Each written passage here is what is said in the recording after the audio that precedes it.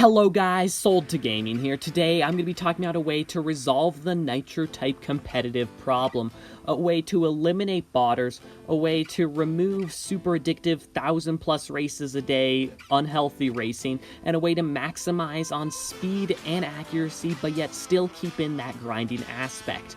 But before we get into this video, I just want to remind you, if you're not subscribed already, please hit that subscribe button. I would really appreciate it. We're on the way to 300 subscribers, so if you're new to the channel, please hit that subscribe button. I would really appreciate it. I'd also appreciate it if you liked and shared this video with a friend. And so yeah, without further ado, let's resolve the Nitro Type competitive problem.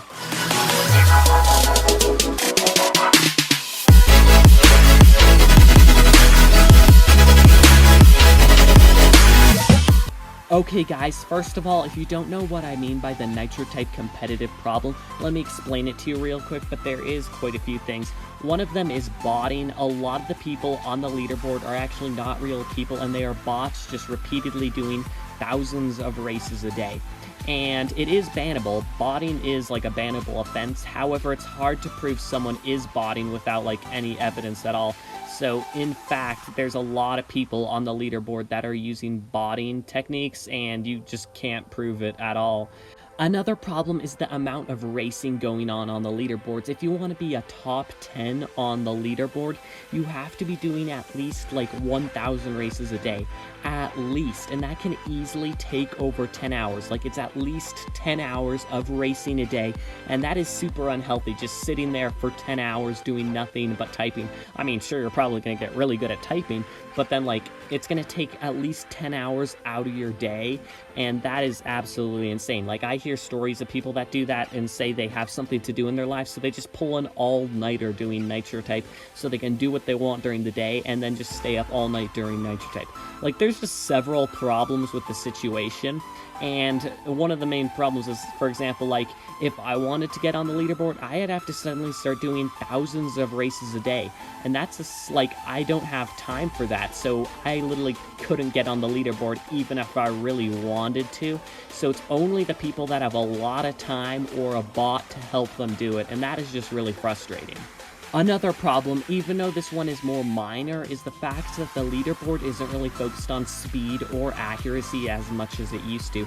In the early days of Nitro Type, it really was able to focus on speed and accuracy due to people not doing that much races. I mean, there were some serious grinders, but it wasn't 1,000 races a day, so that you could actually, like, move up the leaderboard from being fast or really accurate. However, now due to the fact that it's like all you need to do is do tons of races a day, because that really overloads the amount of stuff you can get. Like, the more races you do is actually more points than being more accurate or more fast, or at least it really catapults it over the edge. So if you're fast and accurate but you don't race as much as them, you're not making it onto the leaderboard, and that is kind of frustrating. Okay guys, now that you've heard the problems that need to be resolved, let's talk about my method, which I think may be able to work and fix the Nitro Type competitive scene.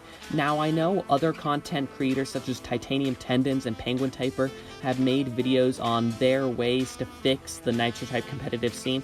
However, all of them have holes in them. Now, I don't mean to be rude or anything, but I do believe they have some holes in them. And if you see any holes in mine, feel free to point them out in the comments, because we need to work together to fix the Nitro Type competitive scene. So if there's any holes in mine, point them out in the comments. Okay guys, probably the biggest and the most main change in my method that would completely switch up Nitro Type is the fact that you could only do 100 races a day. Well, actually you could do more than 100 races a day. However, the first 100 races you did were the only races that actually counted towards the leaderboard.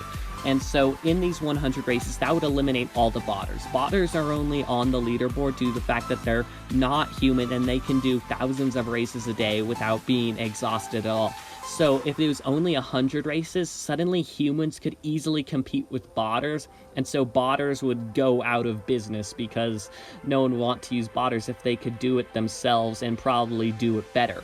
This would also reward people and grinders that logged in daily due to the fact that if you can only do 100 races a day, if you miss a day, then that 100 races is gone, which can be seen as a problem. However, for Nitro Type, this could be good due to the fact that you get people logging in daily and doing that 100 races. And say if I wanted to go pro for a season, I probably could, doing that 100 races a day. So this would open it up to a whole nother audience that doesn't have as much time to spend on Nitro Type, but still keep the grinders in the game, because 100 races is quite a bit. However, it's not a completely absurd amount. So this, in my opinion, makes sense due to the fact that you could keep everyone grinding and keep people grinding daily, but yet casuals could still like make it up the leaderboard if they wanted. Every race that you did during that 100 race like area would be a point. So if you did all races you could do that day, it would be 100 points. You'd also get 0.1 points for every 10% of accuracy you get each match. So if you somehow did 100% accuracy for all 100 races, you would get 100 points.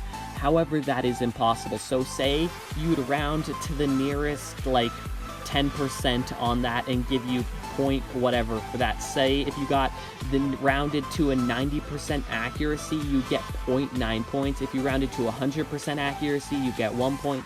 If you rounded to 80% accuracy, you get 0.8 points.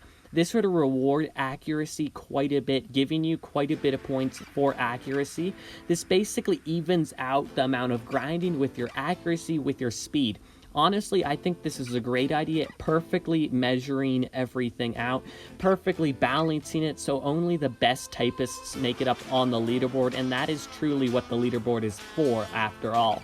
And for speed, you would getting 0.1 points for every 20 words per minute that you are going. So if you're only going 20 words per minute, you're kind of a newbier typist, then you only get 0.1 points in terms of speed. However, if you're going 200 words per minute, which is like quite a really fast time, and this is why it would reward fast typists, you would be getting the full 1 point per race. If you're around 60 words per minute, you would be getting 3 points, and if you're going around 100 words per minute, it'd be giving you 5 points. Now, this is probably the most broken point in the SoldToGaming system, due to the fact that like barely anyone's going over 100 words per minute. Heck, 50 words per minute is the average.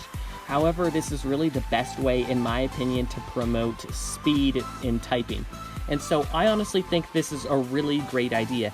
It would be 1 point for every race you do, 0.1 points for every 10% accuracy that you get, and 0.1 points for every 20 words per minute that you get, and in the end you can only score 300 points in all. And of course, if we get somebody that scores 300 points in all, it's probably a botter and we can just ban them. It's as simple as that. Now, there's a few problems with this here and there, however, they are a lot less minor than a lot of other theories out there. So honestly, I think this is the best way to resolve Nitro Type competitive. It eliminates botters, it stops super unhealthy grinding, and it more promotes some speed and accuracy, which is really what we need to be on the leaderboard.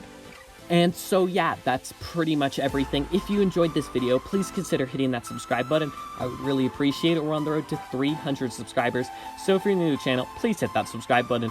I'd also appreciate it if you liked and shared this video with a friend. And so yeah, that's pretty much everything. I really hope you guys liked this video, and I really hope you guys liked my method. And so yeah, like, sub, share. See you guys in the next video. SoldToGaming, out.